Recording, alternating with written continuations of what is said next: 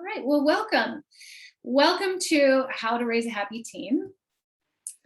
I am so excited to present this information to you. It is really going to help you with your teen, but also help you with yourself in your own life. So what I'm going to be doing tonight is sharing the 3 essential elements of happiness. And I'll also be giving you some tools to help you implement with your teen.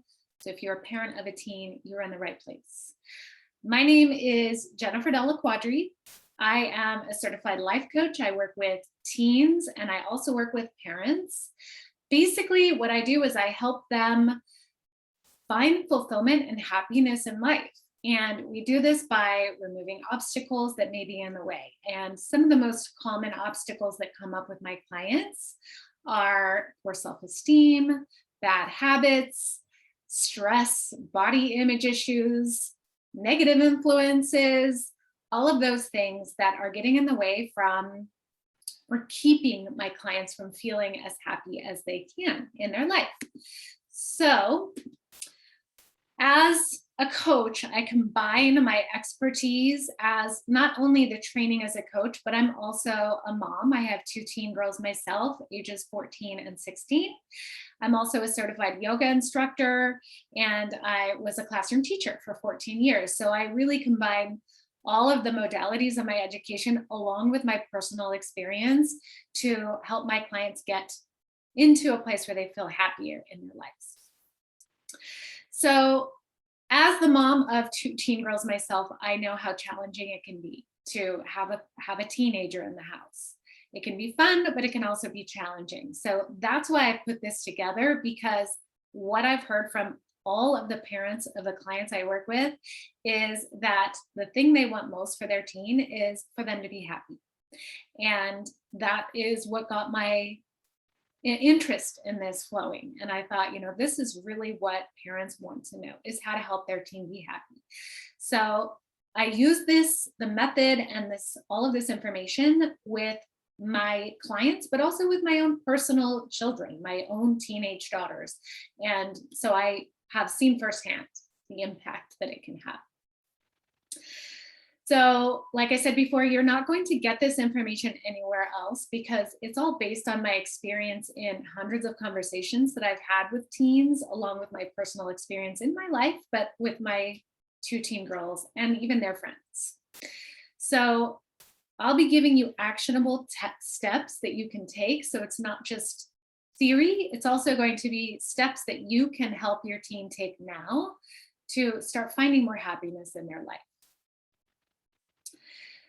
And also, just so you know, if you are interested in taking this work deeper and learning more about working one-on-one, stick around. I'll be sharing a little bit more about how to get into one-on-one coaching with me. But I wanted to plant the seed now so you can kind of get an idea of who I am and my process and my theories, and see if it would be something that you'd like to pursue and get to know a little bit more about. We'll talk about that after everything is finished. So before I share the 3 elements, I just wanted to take a moment and talk a little bit about what happiness is and what it isn't. So a lot of people have this misconception that happiness is something that's achieved, and that some people may have it, some people may not have it. And so that's just really not true. And through my experience in life and my training, that's really not what the goal is here. So when we're talking about happiness, I wanted to be clear on what happiness is and on what it isn't. So first, I want to point out the misconception that happiness is an end goal. It's not the end goal. Really, a lot of people think that that's something you work toward, but really it's a side effect of daily living. It's a side effect of how you live your life. It's not based on what you have and what you don't have. And also, another thing that is a misconception is that it means if you're happy that you're always feeling good. Quite the opposite, in fact. When you're happy, you're feeling all of the emotions. No emotion is off limits. So that means that you're not fearing any of the emotions. In fact, one of the biggest biggest reasons people struggle and feel like they're not happy is because they're resisting or afraid of the bad emotions. Whereas if they were allowing themselves to feel everything all the way through and process the negative emotions, it's a balance for the positive emotions. And then the fear and the resistance, the suffering that comes from that, is no longer an issue. And so the idea is that no matter who you are, no matter where you live, what you do, your life is going to be 50-50. 50% good, 50% bad. The idea behind that is that you get to be in control of the good and the bad. So if you think about it, really, if the goal were to be happy all of the time, right? Like never feeling bad. If you think about that realistically, it just is kind of silly. Like there are experiences in your life where you are going to feel bad. And if you didn't feel bad, that might be kind of strange, right? So the idea is to really feel all of the emotions and make it okay to feel all of the emotions. This is not a bad thing, and it doesn't signify that you're not happy. It's just a 50-50 thing. It's just a balance so that you know that you're more in control and that this is just a regular part of being human. So with that in mind, when I talk with you, when I share about happiness, know that I am talking in the general sense about everyone. The rules for happiness apply to you no matter what your age. So you're here for your teen and to learn how to raise your happy teen, but also know that this applies to you as well, just as it would apply to anyone else. So when I say you, know that I'm referring to you, but also to your teen.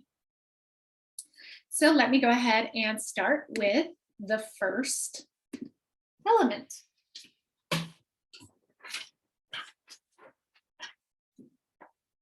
All right. So the first element of living a happy life and really feeling your best is to pursue a purpose, but not just any purpose, a purpose that's aligned with your value system. So when you find out what your values are, the things that are most important to you in your life, then aligning a purpose that you have with that, that is the element of having purpose. Also, it's found when we explore our interests. This is what's so interesting is so many times my clients come to me and they say that they're not motivated. By finding a purpose in their life, it will inspire them and give them the motivation that they need to do the things, even the things that they don't necessarily love to do, because it's part of their greater purpose. So the motivation comes from the bigger picture of what it is that they want to create in their life. So here's what's really cool is that a lot of people spend a lot of time wondering what their purpose is. What's my purpose? What's my purpose? You don't have to know what your purpose is. Just believing that you have one is purpose enough. It fulfills that purpose box, that you know it's there. Maybe you don't know what it is yet, but you know you have one. And that's what gives you the idea that there's more to life than just what you're doing right now. And it's kind of like a scientific process of figuring out what it is that you want for your life, what's fun for you. And so also when you have a purpose, when you have these things, it's easier for you to reach your goals, to set them and to reach them. And that's not to say that setting goals means hitting goals. What that means is that you have a goal that you feel really strongly about, and you're willing to fail until it happens, which develops resiliency. It removes that fear of failure that really keeps people from moving forward in their life and achieving big things. So having that overarching purpose that's aligned with our values gives us the motivation to do the things, but also the motivation to keep going, even when things don't turn out the way that you want them to.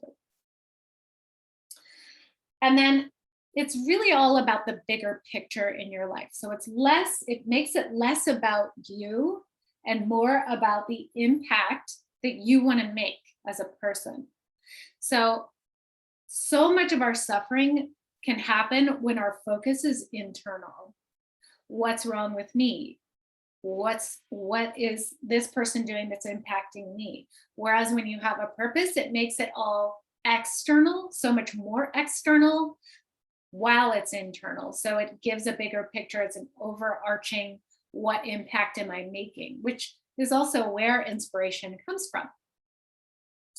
And realizing and figuring out what your purpose is, this is something I help my clients with all of the time.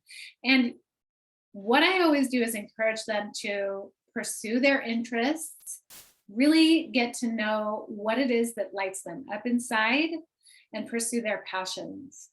And the reason why this isn't happening so often is because there's fear, or there's some type of assumption about what this thing is. So if they have an interest, the fear could be someone's going to judge them for pursuing this interest, or that they might fail at this, or that they won't be able to do it.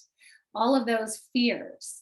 And then that assumption could be that, well, this isn't something that is going to make me successful, or this isn't something that other people will admire. Like, those are assumptions that aren't necessarily true. They're just thought errors. And those are the thoughts that keep teens and people from pursuing the interests that really light them up inside. So often they'll start doing things because other people are doing them, or it's the cool thing to do, instead of what they really enjoy. And I also take my clients through a passion finding process. And really what it involves is just getting to know themselves. Really, what is it that lights you up inside? And it helps them narrow it down. So to find the passion, what you can do to help your teen is to really start first by identifying their core values. What do they care most about?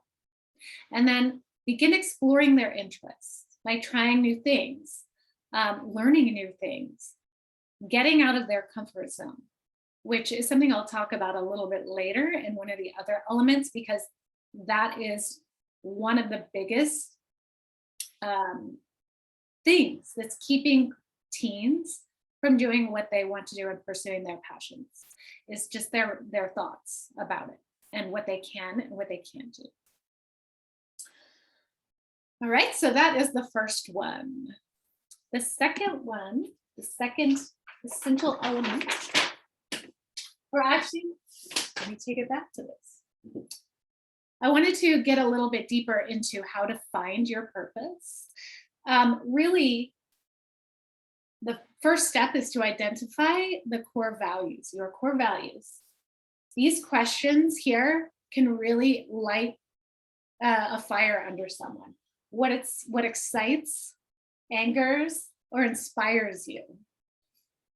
And angers is really an interesting one, because often what you're angry about, what makes you fiery and angry inside, is the thing that you want to make an impact for, or the community that you want to help, for example.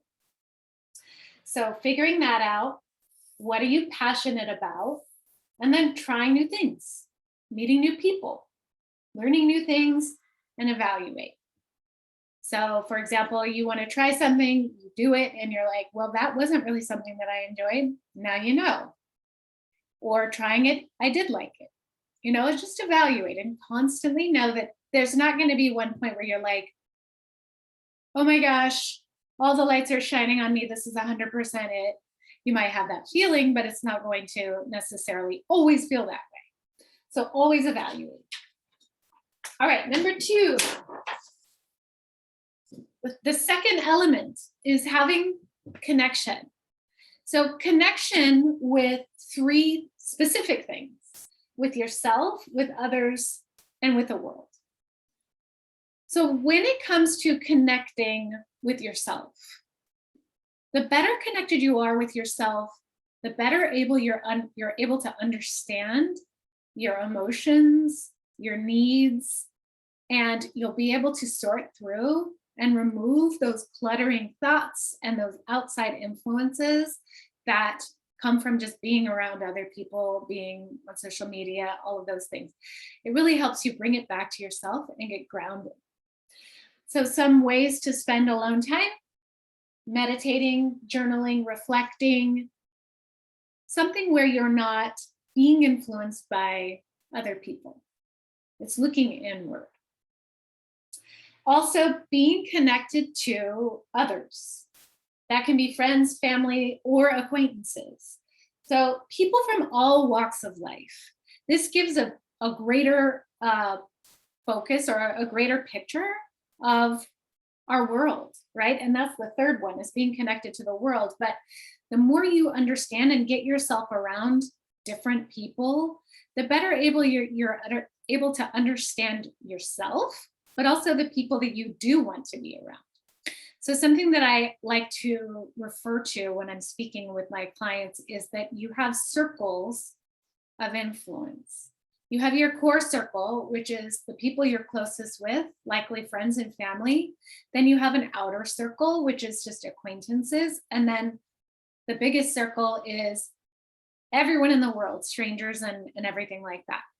So the connection in the core is the most important. And so when your teen is looking for people to be around, being around people who are inspiring, uplifting, encouraging, who help them feel good about themselves.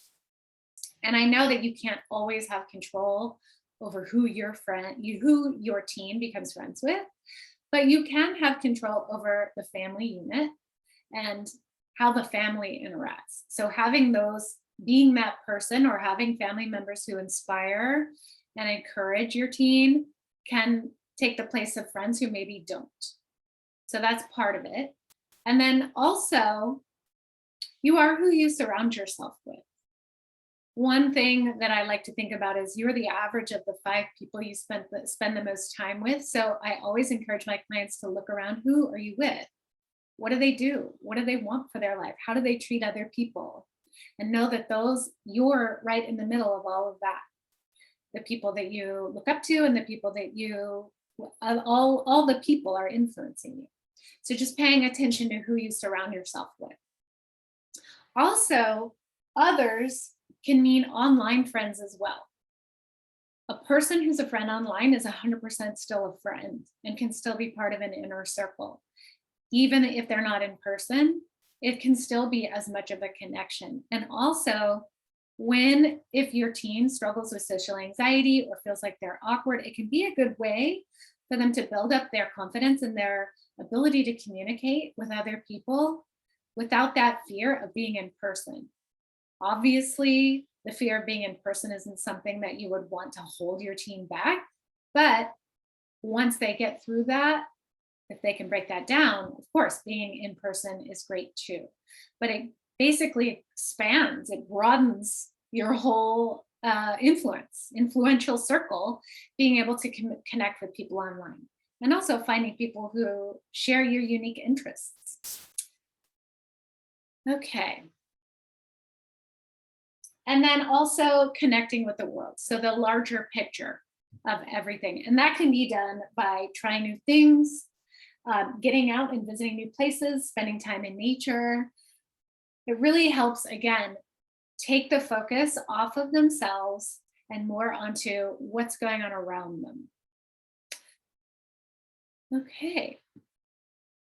Now moving on to essential element number 3, which is my personal favorite. And that is mindset. So you have 60,000 thoughts a day. Most of those thoughts are you're unaware of. They're practice thoughts. They're ingrained in your mind. You don't even know that they exist. They were formed a long time ago, potentially, and maybe not even based in fact.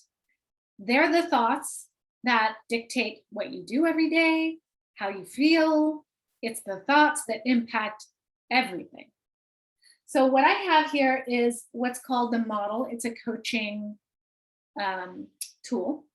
And the way it works, basically, I'll take you through it on a few examples so you can understand it a little bit. But the idea is that You have a circumstance in your life and it's totally neutral. There's no opinion about it, there's no thought about it, it's just there. You have a thought about that circumstance. That thought leads to a feeling. The feeling leads to an action, and then the action that you take leads to a result. So, really, it all stems from the thought you have. So, let me give you an example. And it's funny because this actually came up on one of my client calls today. And what was happening with her is that she had a grade that she didn't like. She felt like she wasn't doing well in a class and her grade wasn't ideal. So that's the circumstance, was her grade. There's no judgment about it. It's not that it was low, it's not that it was high, it was just there. The thought that she was having is, I'm not smart. And when she would think that, she would feel defeated, she would feel sad. And then what she would do is she would stop trying or she would give up. And then when she would give up, the result would be that nothing would change. She wouldn't improve, her grade wouldn't improve, and the cycle would just continue over and over and over. So what I did with her, this can be entered in many different ways, one of which can be to change an action, but really the point is to get to the thought, a thought that can help you feel in a way that's not going to make you do something that will end in a result that you don't want. So obviously, what she wanted was to not have that grade. The grade itself is still a circumstance. So what we did was we thought, well, what result do you really want? And if she wanted for her grade to improve, what would you need to do to improve your grade? We went back. Well, you need to ask for help. Okay. How would you need to feel in order to ask for help? And she said she would need to feel motivated. That was the feeling we were going for there. And the thought that she would need to have that she identified is, I know I can do better. So if she started with that thought, I know I can do better. And it's something that she really believes. She was disappointed in that grade. She knew she could do better. It's not some arbitrary thought that she pulled out of a hat and she doesn't believe at all. It's 100% true. She knows she can do better. When she knows she can do better, she's motivated. She asks for help. Her grade improves. And that can go over and over and over again. That's what practicing thought work can do. It really shifts the mindset overall. So, what I always tell my clients is if you don't like the results you're getting, look at the thought you're having. Or a lot of my clients are feelers and not necessarily thinkers. Look at the feeling you're having. What is the feeling behind what's going on here? And do you want to feel that way? Ultimately, being able to manage your mind gives you the power to control your results so that no matter what happens, the thought is the one thing you are 100% in charge of. You're not always in charge of a circumstance and you're not always in charge of a result. There's nothing you can do to control what other people do, but you can 100% control what you think about it. And then it just leads in the cycle. The way you think about it makes you feel a certain way, and you can have control over that as well. So that is really the impact of learning how to manage your mindset. And a way to manage your mind, what I always like to encourage beginners to this work to do is to just start paying attention to their thoughts. What thoughts do you have? And that can be by writing in a journal. I put gratitude practice here because that's part of the mindset work, but also having a coach. Journaling, what I encourage my clients to do is to do what's called a thought download. And what that means is writing down just whatever's on your mind. So many times when people hear journal, they think, oh gosh, I don't know what to say. But you really have a lot going on in your mind. So for example, if you're feeling anxious or overwhelmed, to just take all of the thoughts, write them down on the paper, getting them out of your brain will help. And then from there, you can decide, well, gosh, I noticed that this thought comes up a lot. Is it true? Is it something that I really want to believe? And then you can decide on purpose. Is this something I want to keep thinking? Or do I want to replace it? Or do I want to get rid of it? But sometimes just noticing that the thought is there can change everything. So getting a journal, having a way to communicate or pay attention to your thoughts is a great way to help with your mindset. All right. Now, I'm going to put it all together in this handy little Venn diagram. Let me pull up my own personal notes. So we have our 3 elements of happiness: purpose, connection, and mindset. And then in the middle, where they all overlap, I'm going to put an H for happiness. A little happy face. Yay.